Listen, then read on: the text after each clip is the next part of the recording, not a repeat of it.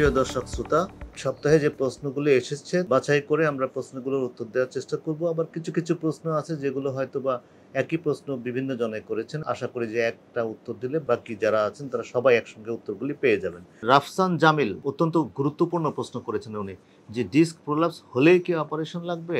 Disc prolapse হলে কোন সময়ে বুঝতে হবে যে অপারেশনের প্রয়োজন আছে? জি ভাই, এটা খুব জরুরি বিষয়। এটা জানতে হবে সবাইকেই। যারা ডিস্কের সমস্যায় আছে তাদের জানা উচিত। তা না হলে পরবর্তীতে ক্ষতির আশঙ্কা আছে এবং সময় মতো চিকিৎসা না করলে পরে অনেক ধরনের বড় ধরনের ইরিভার্সিবল ড্যামেজ হয়ে যেতে পারে। ডিস্ক প্রোলাপস নাম শুনলেই বোঝা যায় যে ডিস্ক প্রোলাপস মানে হলো প্রোলাপসড ডিস্ক, ইন্টারভার্টেবল ডিস্ক। দুইটা ভার্টেব্রাল মাঝখানে যে ডিস্কটা থাকে সেটা বের হয়ে আসাকেই আমরা প্রোলাপস ডিস্ক বলি। এখন সেটা যদি বের হয়ে আসে কিছু সমস্যা হয়, ব্যাক পেইন হয়, লো ব্যাক পেইন, কোমরে ব্যথা হয়। সাধারণত কোমর ব্যথা হাঁটাহাঁটি করলে বা কাজকর্ম করলে কোমরের ব্যথাটা বেড়ে যায়, কিন্তু সেই ক্ষেত্রেই যে এরকম হলেই যে অপারেশন লাগবে এমন কোনো কথা নেই। এই সমস্ত বিষয় যদি দেখা দেয় তাহলে পরে আমরা যেটা করি প্রথমত কনজারভেটিভ চিকিৎসা। কনজারভেটিভ চিকিৎসা মানে হচ্ছে যে আমরা কিছু নিয়মকানুন বলে দিই, অল্প কিছু ওষুধপত্র দিয়ে দিই এবং লাইফস্টাইল চেঞ্জ করতে বলি, কিছু কাজকর্ম নিষেধ করা হয়। এগুলো যদি মেনে চলা যায় তাহলে পরে শতকরা ৮০% ক্ষেত্রেই কিন্তু দেখা যায় যে কোনো অপারেশন লাগে না, এমনিতে ভালো হয়ে যায় এই নিয়মকানুনের মাধ্যমে এবং অপারেশনের মাধ্যমে। কিছু ব্যায়াম আছে, ব্যায়ামগুলোর মাধ্যমে কিন্তু ভালো হয়ে যায় শতকরা ৮০%। শতকরা ২০% ক্ষেত্রে এটা ভালো হয় না এবং তাদের ক্ষেত্রে যে সমস্ত সমস্যাগুলো হয়, কোমরের ব্যথার সাথে সাথে পায়ের দিকে ব্যথা নামে, ব্যথাটা ইলেকট্রিক শকের মতন পায়ের দিকে যায়। এরকম অবস্থা যদি হয় তাহলে একটুখানি বুঝতে হবে যে হয়তো অপারেশন লাগবে। আর যদি দেখা যায় যে কোমরের ব্যথার থেকে পায়ের দিকে ব্যথা যাচ্ছে ডান দিকে অথবা বাম দিকে এবং অথবা দুই পায়ের দিকে, এবং দেখা যায় যে পায়ের আঙ্গুল দুর্বল হয়ে যাচ্ছে অথবা পা উঠাইতে অসুবিধা হচ্ছে, প্রস্রাব পায়খানা একটুখানি অসুবিধা হচ্ছে, প্রস্রাব করতে সমস্যা হচ্ছে, এই সমস্ত যদি দেখা দেয় তাহলে পরে একটু দেরি করা যাবে না, দ্রুত অপারেশন করিয়ে নিতে হবে। তখন আর কনজারভেটিভ চিকিৎসা বা ওষুধপত্র বা ব্যায়াম দিয়ে চিকিৎসা করার সুযোগ নেই। এই সমস্ত ক্ষেত্রে কেবল অপারেশন লাগে। অর্থাৎ দেখা যাচ্ছে যে প্রোলাপস ইন্টারভার্টিবল ডিস্কের বেলায়, লাম্বার ইন্টারভার্টিবল ডিস্কের বেলায় শতকরা ৮০% ক্ষেত্রেই অপারেশন লাগে না এবং শতকরা ২০% ক্ষেত্রে অপারেশনের প্রয়োজন পড়ে। আতিয়ার রহমান সাহেব জানতে চেয়েছেন যে আমার পায়ের তলা থেকে আঙ্গুল পর্যন্ত জ্বালাপোড়া করে, অবশ এবং ঝিনঝিন করে। এখন আপনি বলেছেন যে পায়ের তলা থেকে আঙ্গুল পর্যন্ত, আপনি কিন্তু উল্লেখ করেননি আপনার বয়স কত। আমি সবাইকে একটুখানি জানাতে চাই যে আপনারা যখন প্রশ্ন করবেন তখন আপনাদের বয়স এবং অন্যান্য যে সমস্ত অসুখ বিসুখ যাদের আছে তারা সঙ্গে যদি লিখে দেন তাহলে পরে আমাদের জন্য প্রশ্নের উত্তর দিতে সুবিধা হয়। আপনি কিন্তু উল্লেখ করেননি আপনার বয়স এবং আপনার ডায়াবেটিস আছে কিনা।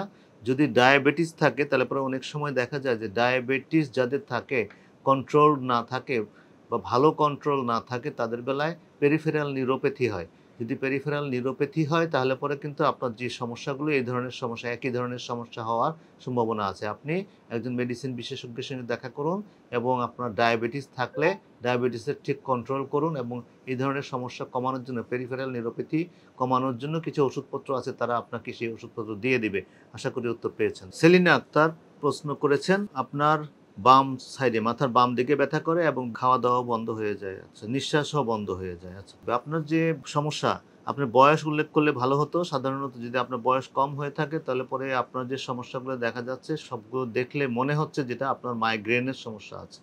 মাইগ্রেনের সমস্যা থাকলে এই ধরনের মাথা ব্যথা হয়, একদিকে মাথা ব্যথা হয় এবং যে সমস্যাগুলোর কথা বলেছেন সেগুলোর জন্য রোগ ধরার জন্য যে পরীক্ষা করার কথা বলেছেন সে পরীক্ষা আপনি একটা এমআরআই অথবা একটা সিটি স্ক্যান করে দেখে নিতে পারেন যে ব্রেনের ভিতরে কোনো অসুবিধা বা কোনো ধরনের সমস্যা আছে কিনা, রক্তনালীর অসুবিধা বা ব্রেন টিউমার জাতীয় অসুবিধা বা স্ট্রোক জাতীয় অসুবিধা, এগুলো কোনো কিছু আছে কিনা আপনি দেখে নিতে পারেন। তবে প্রাথমিক পর্যায়ে যা আপনি লিখেছেন তাতে করে মনে হচ্ছে আপনার মাইগ্রেনের সমস্যা আছে এবং মাইগ্রেনের জন্য ওষুধপত্র আছে। আপনি একজন মেডিসিন অথবা নিউরো সার্জনের সঙ্গে যোগাযোগ করেন এবং তাতে করে আপনাকে কিছু ওষুধপত্র কন্টিনিউয়াসলি সবসময় খাওয়ার জন্য দিয়ে দিবে এবং কিছু ওষুধ মাঝে মাঝে মাথা ব্যথা যখন শুরু হবে তখন খাওয়ার জন্য দিবে এবং আপনাকে নিয়ম মানতে হবে। আপনি সেই নিয়মগুলো মানবেন, তাতে করে আপনার মাথা ব্যথা হওয়ার প্রবণতা কমে যাবে। মোহাম্মদ আকরাম জানতে চেয়েছেন তার কোনো একটা সম্ভবত অপারেশন হয়েছিল যার জন্য তার মেরুদণ্ডতে কোনো ধরনের প্লেট বা স্ক্রু এগুলি বসানো আছে বলে বোঝাতে চেয়েছেন। হ্যাঁ, সাধারণত আমরা যে সমস্ত অপারেশনের জন্য মেরুদণ্ডের মধ্যে প্লেট বা স্ক্রু এগুলি লাগিয়ে দেই, এগুলি সারা জীবনের জন্যই লাগানো থাকে। এগুলো সারা জীবন শরীরের সঙ্গে থাকলে কোনো রকম সমস্যা হবে না। কারণ এই ধরনের প্লেটগুলো ইনার্ট ম্যাটেরিয়াল দিয়ে তৈরি থাকে। বিশেষ করে আমরা যেগুলি লাগাই সেগুলো হলো টাইটানিয়াম ধাতুর তৈরি প্লেট।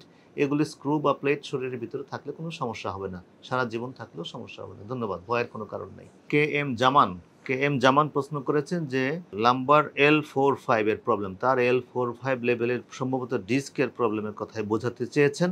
উনি এন্ডোস্কোপিক সার্জারি করতে চান। এন্ডোস্কোপ দিয়ে কোমরের বা মেরুদণ্ডের যে ডিস্কের প্রবলেম হয় সেগুলো অপারেশন করা যায়, কিন্তু সব ক্ষেত্রে করা যায় না। কিছু কিছু ক্ষেত্রে যেগুলো ল্যাটারাল ডিস্ক হার্নিয়া সেগুলোতেই রেজাল্ট ভালো হয়। এটা মিনিমালি ইনভেসিভ সার্জারি, খরচ একটু বেশি হয়। লাম্বার ডিস্কের মাইক্রো ডিস্কেক্টমি যেটা হলো আসলে কোমরে যে লাম্বার ডিস্কের প্রবলেমগুলো আছে সারা পৃথিবীতে ওয়ার্ল্ড ওয়াইড যদি আপনি সার্চ করেন তাহলে দেখবেন যে স্ট্যান্ডার্ড সার্জারি হিসেবে যেটাকে ধরা হয় সেটা হলো মাইক্রো ডিস্কেক্টমি। কারণ মাইক্রো ডিস্কেক্টমিতে মাইক্রোস্কোপ দিয়ে দেখে অপারেশন করা হয় এবং তাতে করে একটা ওয়াইড রেঞ্জ অফ এরিয়া আমরা দেখতে পাই। ছোটোখাটো সমস্যা যদি হয়, এই ডিস্কের সমস্যার সাথে সাথে যদি অস্টিওফাইট থাকে, যদি আমার লিগামেন্টাম ফ্ল্যাবাম হাইপারট্রফি থাকে, যদি ফোরামেন ন্যারো থাকে, নিউরাল ফোরামেন ন্যারো থাকে, সব কিছুই কিন্তু অ্যাড্রেস করা যায়। কিন্তু এন্ডোস্কোপের মাধ্যমে এত সব কিছু অ্যাড্রেস করা একটু ডিফিকাল্ট। অত্যন্ত স্কিলফুল হ্যান্ড হলে হয়তোবা কেউ কেউ করতে পারে, কিন্তু সবার পক্ষে এটা সম্ভব নয়। আর এছাড়া রিকারেন্স রেট তুলনামূলকভাবে মাইক্রো ডিস্কেক্টমিতে রিকারেন্স রেট, ডিস্ক প্রলাপস হওয়ার সম্ভাবনা যতখানি থাকে, লাম্বার ডিস্ক হার্নিয়া যদি আপনি এন্ডোস্কোপের মাধ্যমে করেন তাহলে রিকারেন্স রেট কিন্তু বেশি। সুতরাং আবারও ডিস্ক প্রলাপস হওয়ার প্রবণতা কিন্তু একটু বেশি থাকে।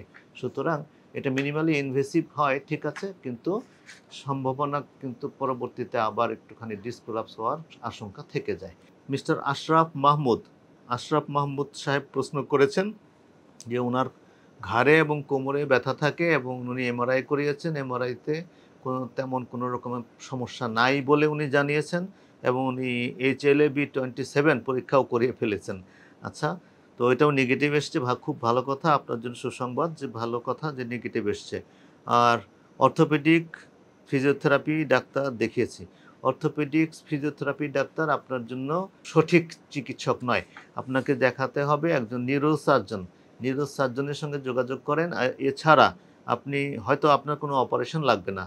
যতদূর বলেছেন আমি আপনার এমআরআইয়ের ছবি দেখিনি, দেখলে পরে বলতে পারতাম। যেহেতু আপনি বলেছেন, আপনার কথা যদি ধরে নেই যে আপনার এমআরআই সব কিছু নর্মাল আছে, তাহলে পরে আমার মনে হয় আপনার ভিটামিন ডি লেভেলের ডেফিসিয়েন্সি থাকতে পারে। আপনি রক্তের মধ্যে ভিটামিন D3 পরীক্ষা করিয়ে নেন। যদি দেখেন যে ভিটামিন D3 লেভেল কমে গেছে, তাহলে পর আপনি vitamin D3, high potency vitamin D3 আপনার চিকিৎসকের কাছে গেলে আপনাকে দিয়ে দেবে এবং সেটা সপ্তাহে সপ্তাহে একটা করে ক্যাপসুল যদি খেতে থাকেন তাহলে হয়তোবা আপনার এই প্রবলেম দূর হয়ে যাবে। Thank you.